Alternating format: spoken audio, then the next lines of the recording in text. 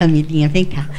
Nós vamos ter agora uma experiência também magnífica. A Camila Correia Matias Pereira, ela é doutoranda da Escola de Enfermagem aqui da USP. Ela é mestre em Ciências pela Universidade Federal de São João del Rei e está trabalhando com a professora Kelly dentro do projeto Mais Contigo, que é de Portugal, e que tem um trabalho muito bonito também de prevenção de suicídio, tanto na parte de saúde, quanto em escolas também, tanto em hospitais tal, como em escolas. Tá? E a gente espera mesmo assim, que tudo isso vá fazendo borbulhar na cabeça, no coração, na inteligência, para que cada um encontre aí no seu meio, aí onde você está, o trabalho em grupo que aguarda ser realizado por você. Camila, muito obrigada.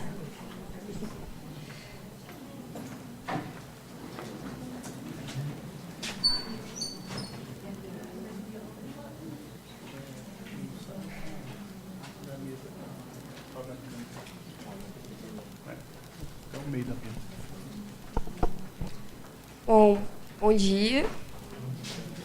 Queria agradecer muito essa oportunidade de estar aqui contribuindo. Eu espero que essa experiência aqui do projeto possa somar e talvez multiplicar depois do que vocês ouvirem aqui hoje. Então, falando um pouco do projeto Mais Contigo, ele é um projeto de Portugal, que começou na Escola Superior de Enfermagem de Coimbra, e hoje em dia ele é um projeto que ele tomou tanta dimensão, que ele começou lá em 2009, que hoje em dia ele faz parte do governo de Portugal. Então, em 2009, ele começou em questão local e foi crescendo, e hoje em dia ele já está estendendo para cobrir Portugal inteiro.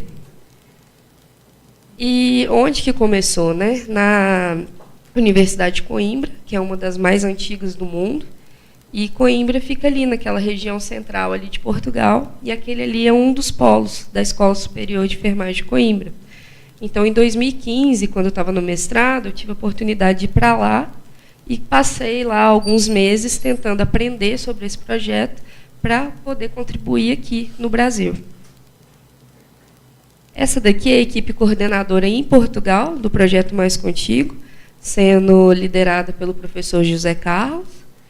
E agora eu vou falar um pouquinho de quais são esses objetivos do projeto e um pouco também de como ele funciona. Então, o principal é promover a saúde mental nos jovens.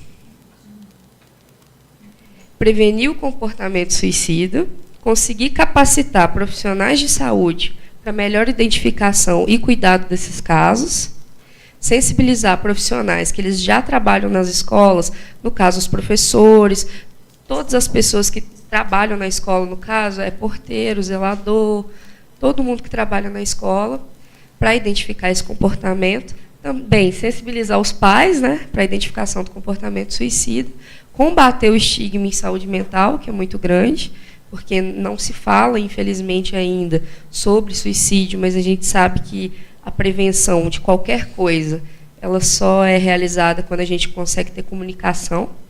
Só que não pode ser uma comunicação de qualquer forma, tem que ser uma comunicação responsável, principalmente quando se diz respeito ao comportamento suicida. Criar uma rede de atendimento em saúde mental. Então, como é que funciona essa rede? A gente tem um treinamento com os profissionais da saúde, uma de formação realmente, lida com sinais e de fatores de risco, de proteção, discute também alguns mitos, alguns estigmas sobre a saúde mental, o comportamento suicida. Depois a gente vai ter um contato com a escola, onde a gente tem um momento de sensibilização com os professores e com os funcionários, e, por último, a família. E depois que a gente passa por todos esses setores, a gente chega no estudante. Então, percebem que é uma coisa realmente em rede, onde adolescente que antes talvez não tivesse sido notado, e agora ele está sendo cuidado em rede, por diversas esferas. E quando a gente chega nesse estudante, o que acontece? Por ser uma pesquisa, a gente faz um diagnóstico situacional, a intervenção do Mais Contigo e depois uma avaliação final. E como que isso funciona? Primeiro, a gente aplica questionário, E dentre esses questionários com esses estudantes, lembrando que esses questionários só são aplicados depois do consentimento desses pais, né, consentimento livre e esclarecido, e também do assentimento desse aluno, que é menor de idade. E a gente aplica uns instrumentos, como, por exemplo, para a gente ver estratégias de enfrentamento, resiliência, como que tá os fatores de depressão, também sociodemográfico, e depois faz as intervenções, e no final a gente aplica esse mesmo questionário de novo para avaliar, porque tem a turma controle experimental, se teve alguma mudança depois da nossa intervenção. Quais são essas intervenções, então? A gente sabe que trabalhando principalmente com adolescentes e nas escolas, essa questão da palestra, muitas das vezes pode dispersar. Então, todas essas intervenções, elas são feitas através de dinâmicas. E eles participam de forma ativa sobre isso. E a gente deixa claro que, eu vou explicar uma por uma, né, das intervenções, que a gente não precisa necessariamente falar de suicídio em nenhuma das intervenções. Porém, se surgirem questionamentos, nós vamos responder. Então, como é que funciona o puzzle da adolescência? A gente coloca como se fosse a palavra adolescência no quadro e pede que eles exponham o que lembra a adolescência para eles. E eles vão respondendo e vão participando, e o objetivo dessa dinâmica é, no caso, eles conseguirem ver que, às vezes, coisas que eles estão passando e acham que estão passando sozinhos, eles estão conseguindo perceber que na sala tem gente passando pela mesma coisa que eles, e que talvez não seja tão ruim uma coisa que ele achava que não era tão comum, e no caso é. E ver que são coisas assim normais na adolescência, e que é normal passar por isso, ter as dúvidas, questionamentos. No jogo do estigma, a gente tenta trabalhar a questão do combate a esse estigma do transtorno mental em geral, que não é porque a pessoa tem um transtorno mental que ele tem que ser desvalorizado, porque você não encontra, por exemplo, num hemograma, porque você não consegue fazer um raio-x disso, e nem por isso deixa de ser um problema, deixa de ser um transtorno, uma doença. Só que as pessoas não tratam, muitas vezes, como tal, porque não é palpável, não conseguem ver. Então, o objetivo dessa dinâmica aqui é tentar justamente fazer isso, para tentar tirar esse preconceito, e também para eles se ajudarem, pensarem, porque muitas das vezes tem algum colega que está passando por isso. E aí eles conseguem ter uma noção maior de que eles precisam integrar esse colega. O jogo dos conjuntos é um jogo que a gente divide em grupos, assim, e aí de um lado fica quem se considera feliz, do outro lado quem está se sentindo triste, e no meio quem está mais ou menos, ainda não está muito definido se está feliz ou triste. E aí a gente pede para quem está feliz dar conselhos para aqueles que estão tristes. Lógico que a gente vai mediar, né, porque sai muita coisa, mas a gente pede para que eles deem os conselhos, porque a gente sabe que eles escutam muito os colegas, os pares. Muitas das vezes não adianta o professor falar para ele estudar, o pai falar para ele estudar, mas se o colega fala para ele estudar, aí já tem um valor maior, que ele está entendendo o que eu estou passando. Então, e dessa forma também, a gente consegue identificar aqueles que possam estar em situação de vulnerabilidade, que no caso são esses mais tristes, ou até aqueles que não sabem muito bem o que estão fazendo. Tem o jogo das 4 frases, que a gente trabalha a resolução de problemas, né? Então, é no caso de dar o protagonismo mesmo para esse adolescente, e ele conseguir, com diversas situações, pensar no que eu vejo, no que eu imagino, o que eu sinto e o que eu quero. Tentar fazer essas 4 perguntas todas as vezes que aparecer alguma situação. Como eu me vejo e os outros me veem?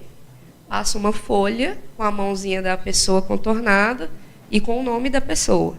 E o objetivo seria que as pessoas dessem qualidades, adjetivos para a pessoa que é dona daquela mão ali. E o que a gente vai perceber? O autoconceito. A gente vai perceber que muitas das mãozinhas vão voltar lotadas, outras não.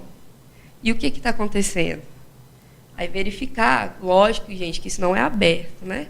Mas a gente consegue, então, identificar e tentar intermediar quais são esses adolescentes e o que pode estar acontecendo ali. É uma situação de bullying? Como é que está o ciclo social dele? E tentar bolar, a partir daí, estratégias, né, para melhorar esse ciclo. Em Portugal, era interessante que tem até um caso que um menino era brasileiro, mas estudava lá na escola portuguesa, e o outro português. O português era muito bom em matemática, e o brasileiro era bom no futebol.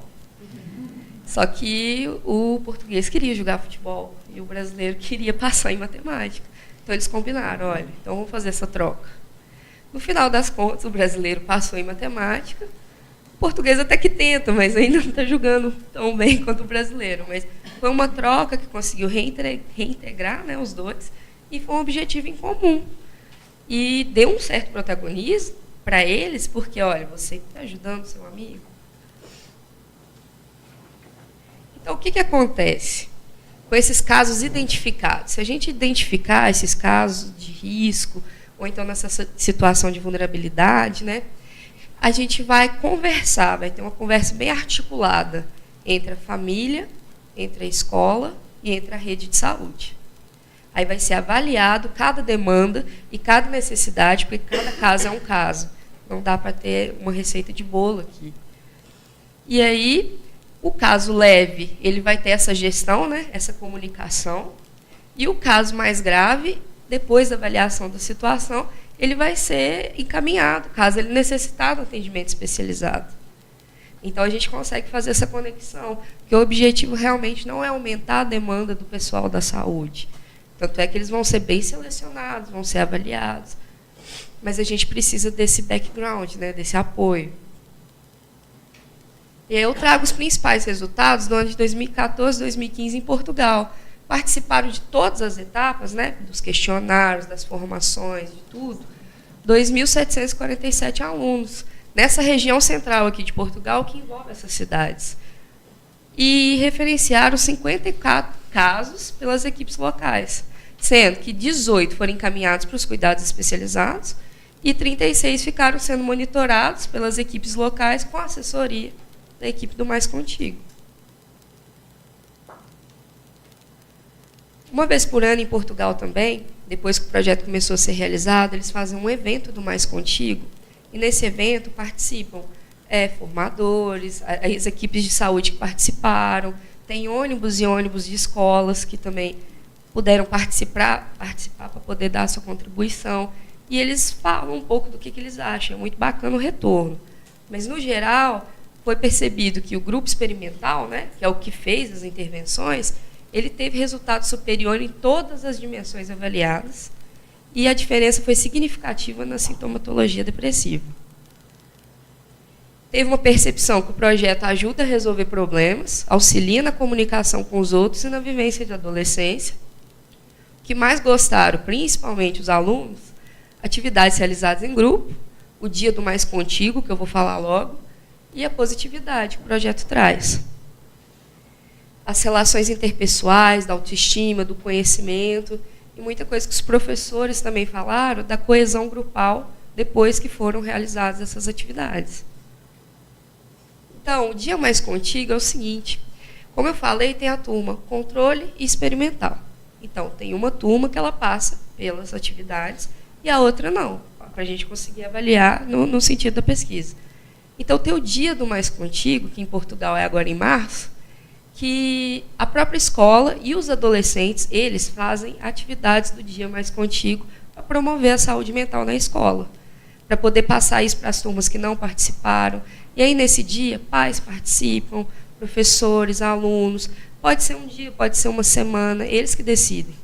Então, lá, quando aconteceu isso, teve acróstico, teve marcador de livro com mensagens, teve vários hinos para o Mais Contigo que eles criaram, teve muita música mesmo, jogo de futebol, fizeram doces, fizeram mensagens, e espalharam pela escola, soltaram esses balões brancos no dia com mensagens positivas para o céu, toda uma comemoração. Aí, nesse dia eu não estava, mas o professor fala que o céu estava bem nublado, então não foi um dia muito bom para ter, sumiram muito fácil. Mas são atividades muito bacanas e que os próprios alunos desenvolvem. E aí, no caso desse bolo aqui, foi uma parceria com a prefeitura. Então, assim, vai se envolver quem quiser se envolver. Mas é muito bonito como conseguem se articular, se juntar para fazer o Dia Mais Contigo. E aí, nós estamos muito felizes agora, porque depois desse tempo todo, a gente está conseguindo trazer o Mais Contigo para o Brasil. E esse ano, desde o ano passado, a gente está tentando conversar, articulando e tudo mais, e agora esse ano vai ser o ano da implantação do piloto, no primeiro lugar que a gente vai fazer, que no caso é o Instituto Federal do Sul de Minas, na cidade de Passos. Lá vai ser o nosso primeiro lugar. E a gente já está conversando desde o ano passado, já tivemos a formação com os profissionais, já conversamos com os professores e funcionários, já tivemos a reunião de sensibilização com os pais. E agora a gente está no momento de aplicação de questionários para poder começar, de fato, as intervenções. Então, eu espero, assim, em breve, ter resultados bons para mostrar disso aqui também. Nós, então, somos a equipe coordenadora do Brasil. Eu, a Kelly, que é a minha orientadora, e a Andréia, que é professora lá do IF Sul de Minas, e ela também é doutoranda aqui, na enfermagem psiquiátrica. Aqui estão os nossos contatos, em caso de dúvida, e eu agradeço muito pela atenção e pelo convite.